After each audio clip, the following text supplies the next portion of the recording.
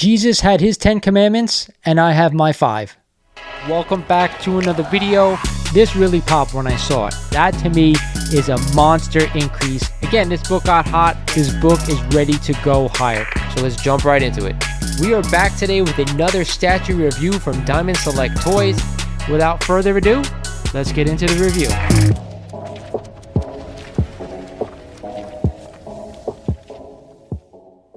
What is going on, YouTube? This is Lawrence over at Mighty Comics and Collectibles, and I want to thank you guys for joining me for another video here on the channel. Today, of course, is my 5 rules that I follow when comic book collecting. Now, I'll say this right off the bat.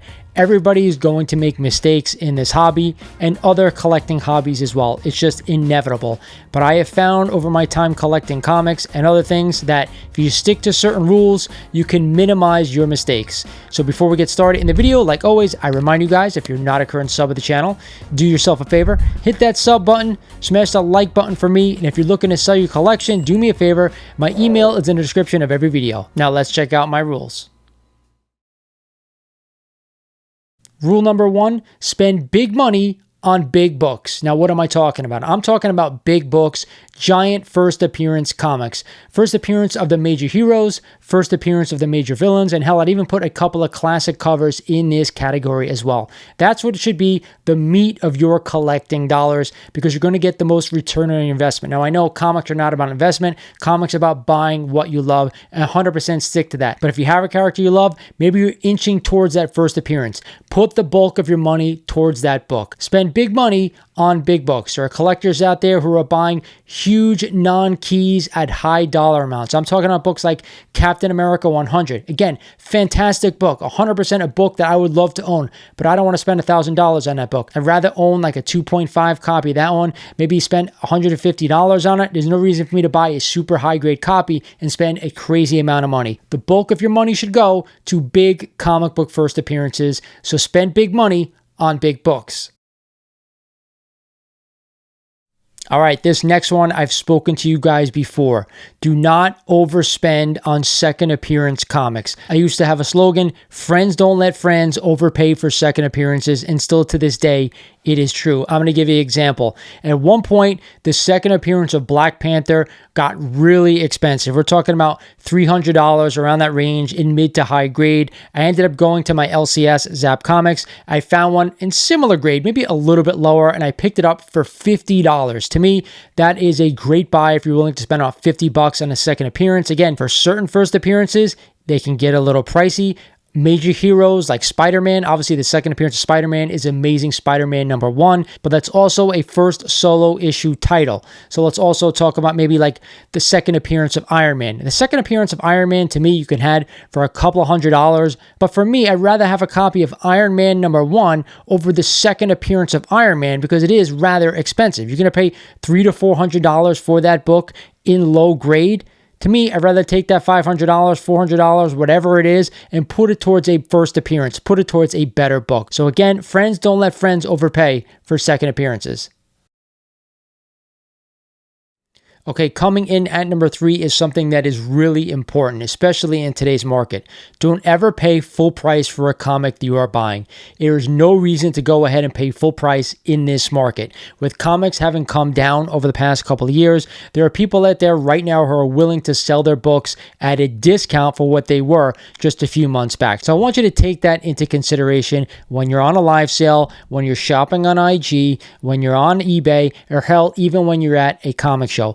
Do not pay full price for comics unless it is an absolute steal, it is super undergraded, or hell, it is super underpriced by a vendor out there, okay? There are deals to be had. Some people misprice their books. Some people don't know what things are worth. With that said, in this market today, get discounts, get deals. There are plenty of IG sellers out there right now willing to give fantastic deals to move books. So again, don't spend your wad on one book. Look for deals. You can get a couple books for around that same total. Everyone is looking to move books right now.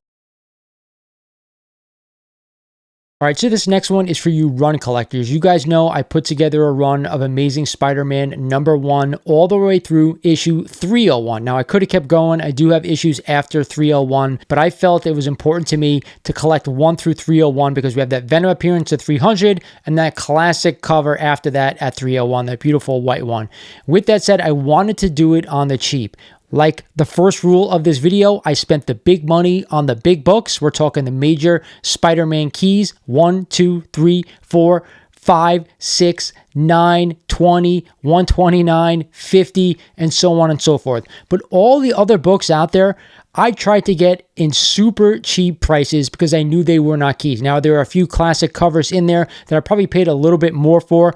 But other than that, especially from, I would say, 130 on outside of the second appearance of the Punisher, I tried to get those books for $5 to $10 each because I knew, for the most part, there were no keys in that run. Yes, 101, first Morbius, but other books in that run, they were not crazy books. There were some great covers, but I did not want to break the bank on books that really weren't worth spending a ton of money on. So all you run collectors out there, people who buy non-keys, this is for you. Try to find those books in lower grade or cheaper prices if you're trying to collect runs, or maybe you're not into key collecting and this list isn't really for you. You just like going out and buy comic books. But for people out there who like to buy first appearances, that's where we want the money to go, and all the run stuff, all the filler, all the non-key books, we are going to try to get them on the cheap.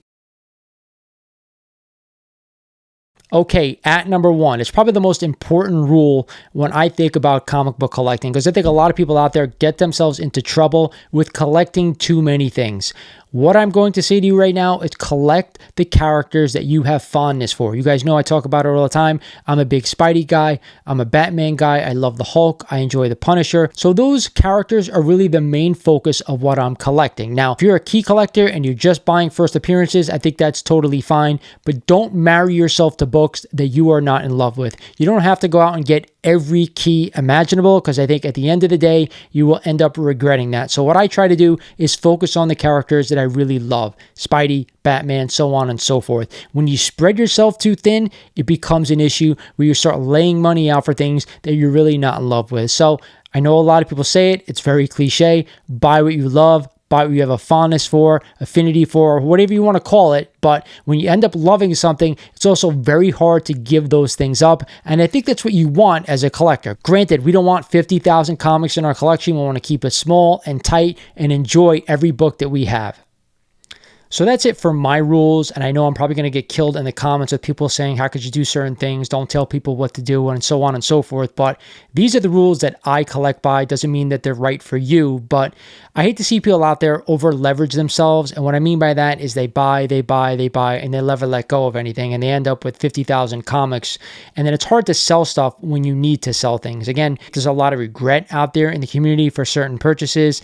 And right now, especially with the way we have Instagram live sales, Instagram, feed, stuff like that. People buy books all the time. It's hard not to get FOMO sometimes, and I will say that. So having a set of rules in place for things that you want definitely helps stay away from some of that FOMO. Again, if you don't collect keys and you're just digging through short boxes looking for $1 books, $5 books, doesn't really apply to you. That may be your thing, and that's 100% fine. But this is for the people out there who kind of want to collect certain keys, the bigger keys, the first appearances, classic covers, stuff like that. And if my rules help you, that's the reason I put out this video, okay? So like always, this is Lawrence over at Mighty Comics and Collectibles saying thank you for watching, and I will talk to you guys soon.